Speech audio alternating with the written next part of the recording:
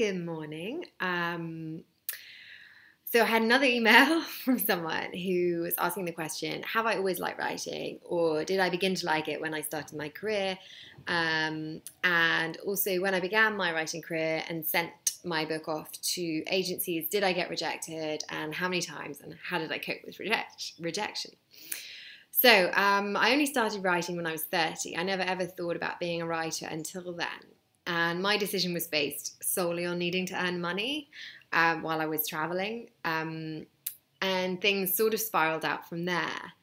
So as soon as I started writing my first book, which was Hunting Lila, I realized almost straight away that I loved it. And it was a complete revelation to me because I'd never even thought about being an author. But somehow managed to stumble into my passion and discovered the thing that I was meant to be doing. And in the course of writing it, by the time I finished, I knew that there was nothing else on the planet I wanted to be doing but writing. And I used to torture myself with the thought that, oh my God, but what if I can't make a living from this? I'll just die. Which is a little melodramatic, sorry. Anyway, so when I began my writing career and I sent off to agencies, she asked, did I get rejected? So basically what I did was I wrote Hunting Lila after work on a borrowed laptop.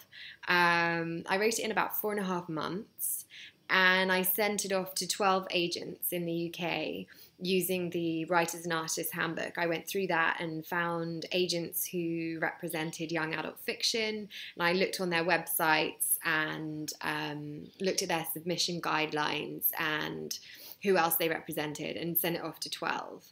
I think, if I can recall, I had about 3 standard rejections, and then I had about 3 really nice letters, or emails rather, saying how much they had enjoyed the book, but they didn't have room on my lists.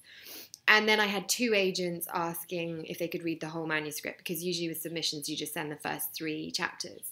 And then after about a week after both had read it, they both got in touch to ask me if I would sign with them.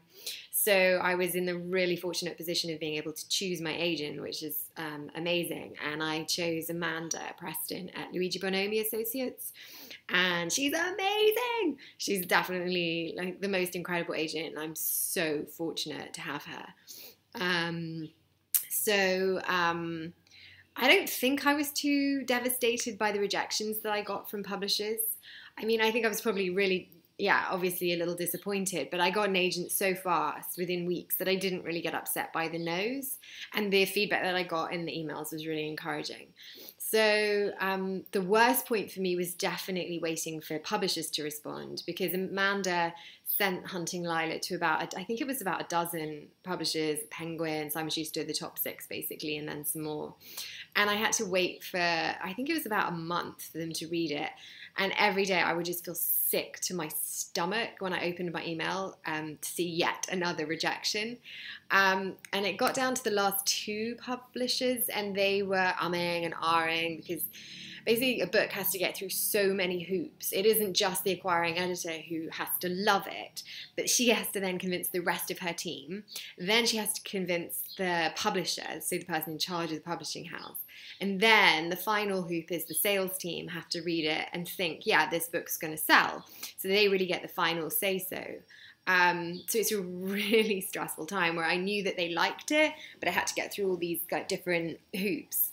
So waiting at that point was definitely the hardest, because I could see the light at the end of the tunnel, and I was just like, oh, please, please, please let that happen. But it did, and everything has just been amazing since then.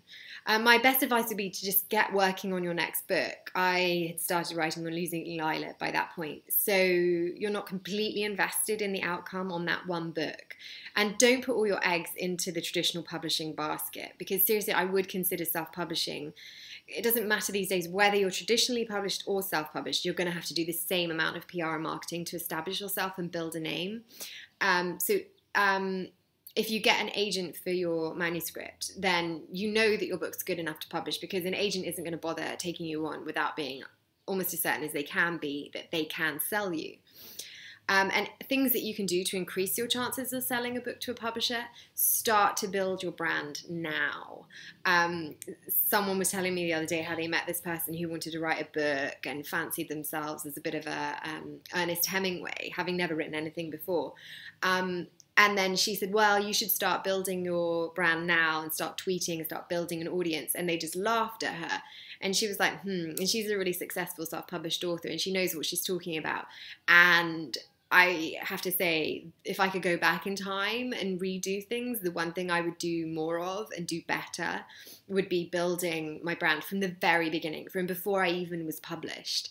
You know, I would start building more of an audience on Twitter, on Goodreads, on Facebook. And I would say just do that now, because publishers want to know that you've got an audience of people who are out there and who will buy your book. It's almost as important as the actual book, because publishing is such a tough business these days. You've got to give yourself an edge over another author who might already have all those things in place. So start thinking about that now, and also learn to grow a really thick skin, because rejection and criticism, those are part of being a writer. That's part of your job, and we all experience it. I've had 4 books rejected, but I self-published them instead, or at least I've self-published 2 of them, and that's fine. You win some, you lose some, and it's, you know, also about not looking at it as losing some. Self-publishing isn't necessarily worse than traditional publishing. So the key is to just keep going and keep writing. That would be my message for today.